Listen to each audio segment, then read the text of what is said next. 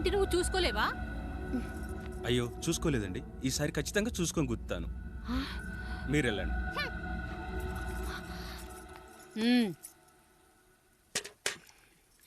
చూడమ్మా, నువ్వు మా కూతురవ్వడానికి ముందే రాయుడు మాకు దేవుడు, ఆయన కుటుంబం మనకు దేవాలయం. వాళ్ళు కొట్టినా తిట్టినా మనం అరవకూడదమ్మా.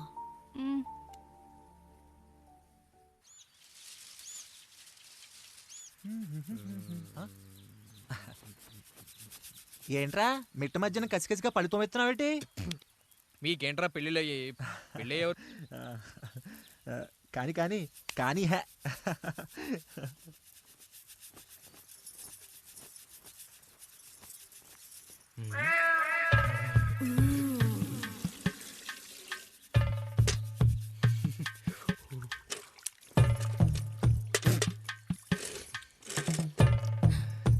ఏంటండి?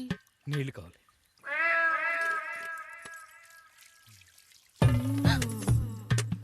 ఆయన కుటుంబం మనకు దేవాలయం. వాళ్ళు కొట్టినా తిట్టినా మనం అరవకూడదమ్మా.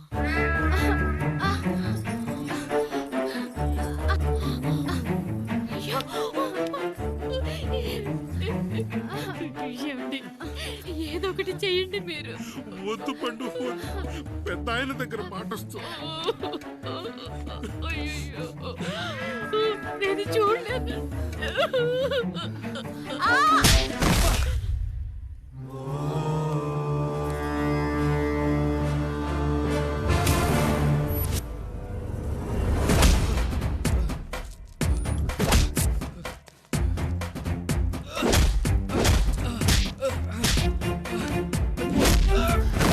అయ్యో అనియా అనియా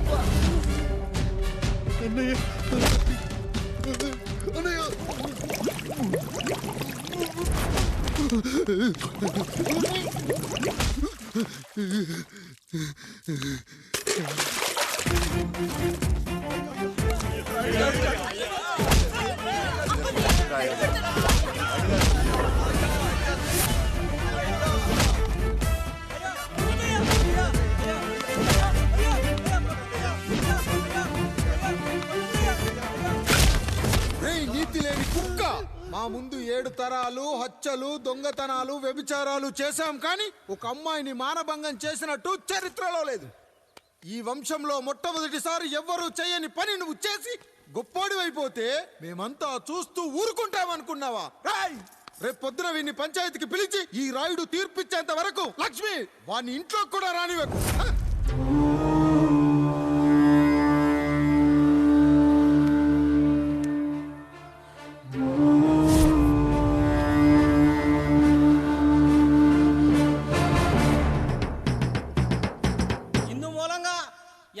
తెలియజేయడం ఏమనగా పెదరాయుడు గారి కుమారుడు ఆయన తన ఇంట్లో పనిచేసే కాముడు కూతురుపై మానభంగ ప్రయత్నం చేసినందున రచ్చబండ దగ్గర తీర్మానం చేయబడింది.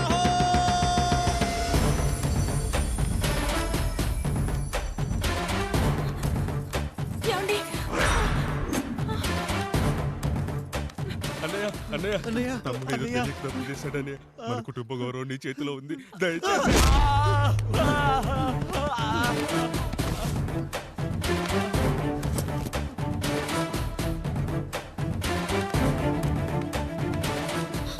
అయ్యా అయ్యా, తీర్పిచ్చే ముందు ఒక్కసారి ఆలోచించండి అయ్యా. ఎంతైనా మనింటి బిడ్డయ్యా. అవునయ్యా, అన్యాయం జరిగింది మా బిడ్డకి. చిన్నబాబు ఏదో చిన్న తప్పు చేశాడని. మనుషుల్లో 2 రకాలు, ఒకడు రోడ్డు మీద వెళ్తూ పొరపాటున పేడను తొక్కింది పేడ అని తెలుసుకొని నీటుగా వెళ్లి కడుక్కుంటాడు, వాడు ఉత్తముడు. ఇంకొకడు అదే పేడను తొక్కి రోడంతా బరబరా గీసి పరిసరాలను అపవిత్రం చేసి అప్పుడెళ్ళి కడుక్కుంటాడు. అలాంటి నీచుడు నా కొడుకు. నేను మూడో రకం. తొక్కింది పేడ అని తెలిసి కూడా దాని వేలుతో తీసుకొని ముక్కుతో వాసన చూసి ఆ దుర్వాసన భరించి కడగాల్సింది చెప్పు కాదు, కడగాల్సింది పేడ అని తీర్పిచ్చేవాడే ఈ రాయుడు.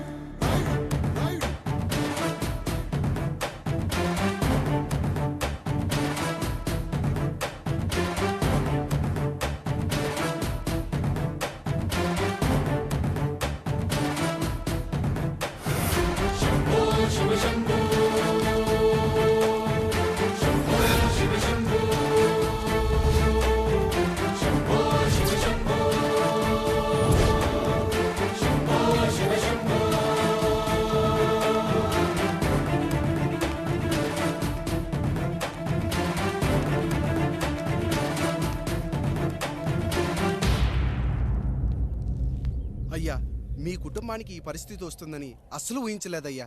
పచ్చటి పుచ్చకాయలో పుచ్చుంటుందేమో గాని పచ్చని మీ సంసారంలో ఇలా మీ తమ్ముడు గారు. కొన్ని తరాలుగా మా వంశం ఈ ఊరిని పరిపాలిస్తుంది. మా వంశానికి స్త్రీలంటే ఎంత గౌరవమో తెలుసా?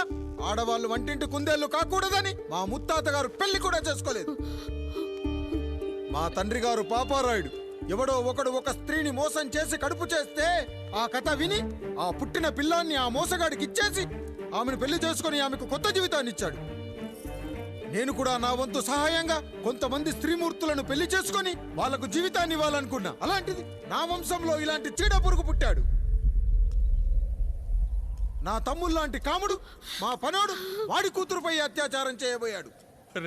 ఒక్కసారి నీ చెప్పేది వినండి. ఛీ! నీచుడా, ఈ రాయుడిచ్చే తీర్పును ఆపే శక్తి ఎవరికీ లేదు.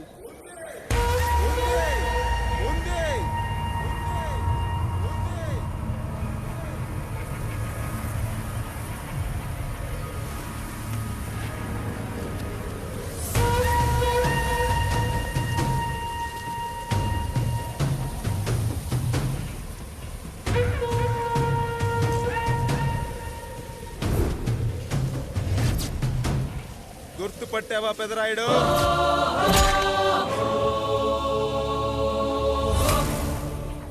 నా తండ్రిని చంపిన నీ తండ్రిని చంపా. ఇప్పుడు ఆయన కొడుకుగా నీ అంతు చూడటానికి వచ్చాను. ఊరికి నీతులు చెప్పే నీ భాగవతం బయట పెట్టడానికి ఏ శక్తి నిన్ను ఆపబోతుందో చూపెట్టడానికి అసలు సిసలైన మగాడు అడుగు పెట్టబోతున్నాడు.